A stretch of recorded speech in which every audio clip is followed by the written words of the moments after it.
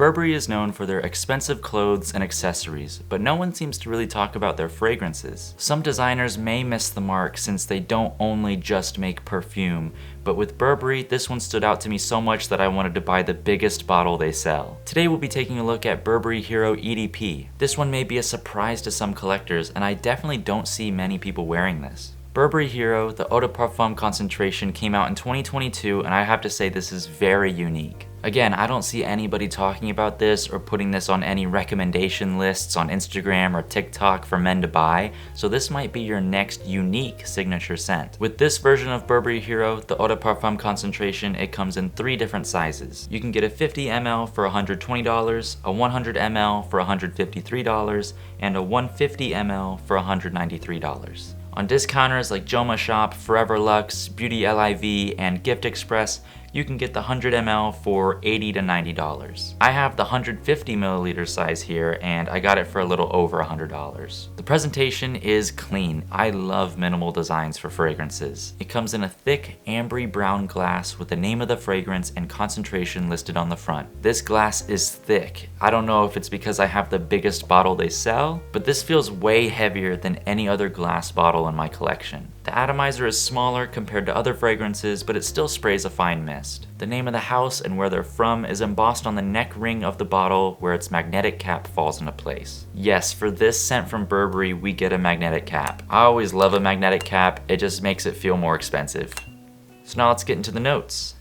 In the top, pine needles and olibanum, which is a fresh, balsamic, somewhat green, woody, and spicy resin. In the middle, benzoin and incense. And in the base, Atlas cedar, Himalayan cedar, and Virginian cedar.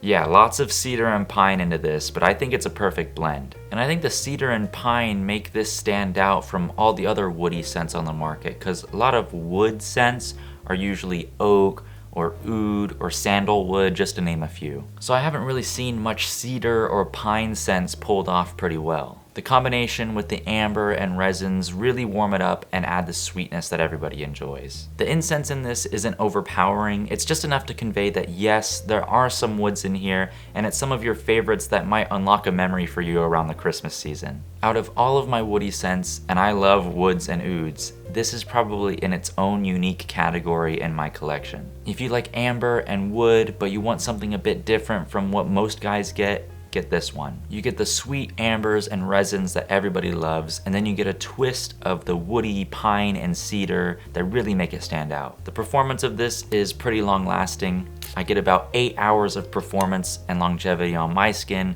from just spraying it once in the beginning of the day. It can easily fill a room, and what lasts the longest on my skin are the ambers and resins. Yes, all the cedars are in the base, but what I think projects the loudest are the ambers and resins with the sweetness. The woody cedars will sit close to your skin, allowing you to enjoy the woodiness throughout the day, but it also projects following the trails of ambers in the first few hours of wear. I don't find myself to need to respray or reapply at all. You can really just spray a few times before you go out, and it'll last throughout your entire day, especially if you spray it on your clothes. I'll be doing laundry, and even just after a few days, I can still smell it on my clothes. So when and where should you wear Burberry Hero? I think this is a great all-season date scent. Sure, the cedar and pine take you back to Christmas time, but I find that comforting and safe to wear whenever you want to go out. I could see this being casual, for work, or being dressed up. All of the notes in this have the individual components to be pulled off in any of those situations. If you really wanted to classify this into a season, it would definitely fall into fall and winter. For me, when something is really ambery, it makes me think that it's more for a wear in the night, but because of the woods, it makes it a little bit more casual and easier for me to wear during the day, so I could just wear it whenever I feel like it. So all in all, this is a great all-rounder scent that isn't very harsh or overly powerful with the woods, like some woody scents that have to be classified as winter only. You can definitely find this in any Sephora or Ulta, and they should have the other concentrations out there too, like the EDT and the Parfum. Out of the 3 releases for Burberry Hero, the EDP has to be my favorite. So let me know what you think of them and if you've tried them in store and what you think the differences are. Personally, I think the EDT is too light and it could help having the extra ambers and the woodiness in the EDP. And for the Parfum, I think it's a little too smoky, too heavy on the incense. I'm not too big of a fan of a lot of smoky scents.